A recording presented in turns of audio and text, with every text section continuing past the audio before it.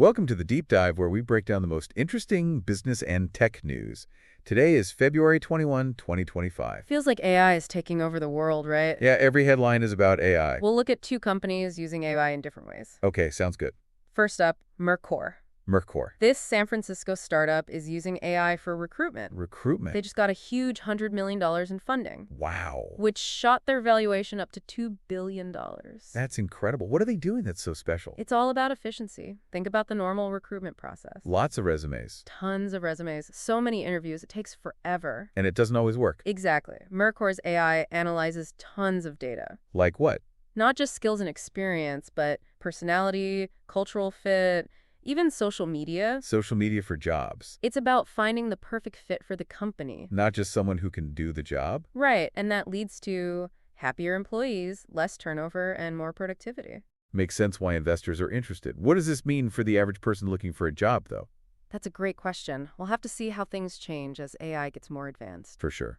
Now let's switch gears to sports betting. Okay, is AI involved there too? Absolutely. PlayerProps.ai just got a lot of attention at a conference in Las Vegas. Vegas, that makes sense. This platform uses machine learning to analyze a ton of sports data. Like what kind of data? Player stats, weather, historical data, even stuff from social media. So they're not just looking at numbers. Right, they're trying to understand the whole picture. To make better predictions. Yes. Imagine betting based on the data instead of gut feelings. That would be pretty cool. Are there any downsides? We have to be careful about problem gambling as this gets more popular. Good point. So we've seen AI in recruitment and sports betting. And our last stop is the world of finance. Okay. Specifically, Bitcoin DeFi. Have you heard of Maestro? Maestro, the name sounds familiar. They're building the infrastructure for Bitcoin DeFi. What does that mean? What even is Bitcoin DeFi? DeFi means decentralized finance. It's a financial system built on blockchain. Blockchain. It cuts out the middleman like banks. You can borrow, lend, and trade directly with others. Using Bitcoin. Exactly.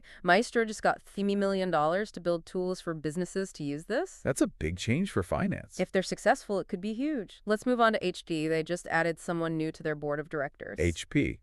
As in the printer company. Yeah, but they're trying to do new things. Gianluca Petiti is his name. What's so special about him? He knows a lot about digital transformation and international business. He's worked at big companies. Like where? Newell Brands, Procter & Gamble. So HP's branching out. Right. They want to use technology and his expertise to grow, maybe new software and services, or even new hardware. It shows even big companies need to adapt to keep up with technology. Speaking of innovation, there's a new project on the BNB chain. What is it? It's called the Broccoli Project. It's all about community involvement. Community involvement. They want to make cryptocurrency more inclusive and accessible. How does that work? What does a community-driven project look like? Token holders get to vote on decisions. There's open communication. They listen to feedback. So it's less about a few people making all the decisions? Exactly. The community helps shape the project. Interesting. It's cool to see these different approaches to cryptocurrency. Yeah, and there's another example in the gaming world. CryptoGambling.com is introducing community-driven content. What kind of content? Reviews, ratings, even fact-checking for different crypto gambling platforms. So givers can contribute their own information? Yes, it's all about transparency and accountability. So players can make more informed decisions. Exactly. It seems like decentralization and community involvement are becoming more popular. We'll have to see where that goes. Now, for something a little different, Nokia announced they're buying back some of their own shares. What's that mean? It usually means they're confident about their future. It can increase the value of the remaining shares. So it's good for the company and investors. Right. It suggests Nokia thinks their shares are undervalued. Similar to that, SaverOne is changing the ratio of their shares to ADSs. What are ADSs? American Depository Shares. They represent shares in a foreign company. So this change is just for technical reasons? Yeah, it's to meet requirements on the NASDAQ Stock Exchange. It makes the stock more accessible to U.S. investors. Okay, that makes sense. Now in the healthcare world, Purity Health just got a new CEO. Who is it? Laura Harnark. What's her background? She's been a COO at a big healthcare provider. She knows what she's doing. Sounds like a good choice. Speaking of good choices, Dapfert is doing interesting things with stablecoins. What are stablecoins? They're cryptocurrencies that are designed to stay stable. They're linked to something like the US dollar. So they don't fluctuate as much as other cryptocurrencies. Right. Dapfert helps companies create their own stablecoins. That's pretty cool. Why are stablecoins important?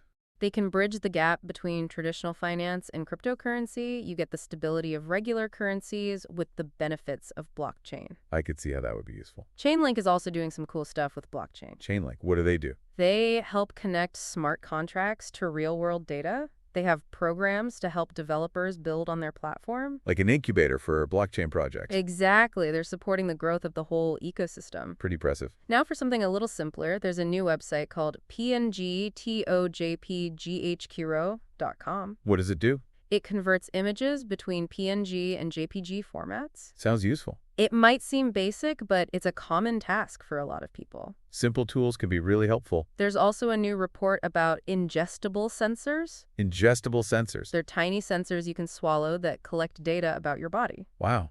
Like a tiny doctor inside you. The report talks about how they're becoming more popular in healthcare. What kind of data do they collect? Things like body temperature, heart rate, even if you've taken your medication. That's incredible. It sounds like something out of a sci-fi movie. It's amazing how technology is changing healthcare. For sure. And that brings us to our last story for today. This last story is about a software developer. Oh yeah, Narwad. He did an interview recently. What did he talk about? AI, mostly, and how important it is to have mentors. What did he say about AI? He thinks it's going to change a lot of things, especially software development and automation. What about mentors? He said it's important to have someone to guide you and also to mentor others. Even in a technical field like that, it's about human connection. Exactly. That's the end of our news for today. We covered a lot. AI, Bitcoin, community-driven platforms. It's moving so fast. It's definitely an exciting time. The key is to stay curious and open to new things. What should our listeners take away from all this?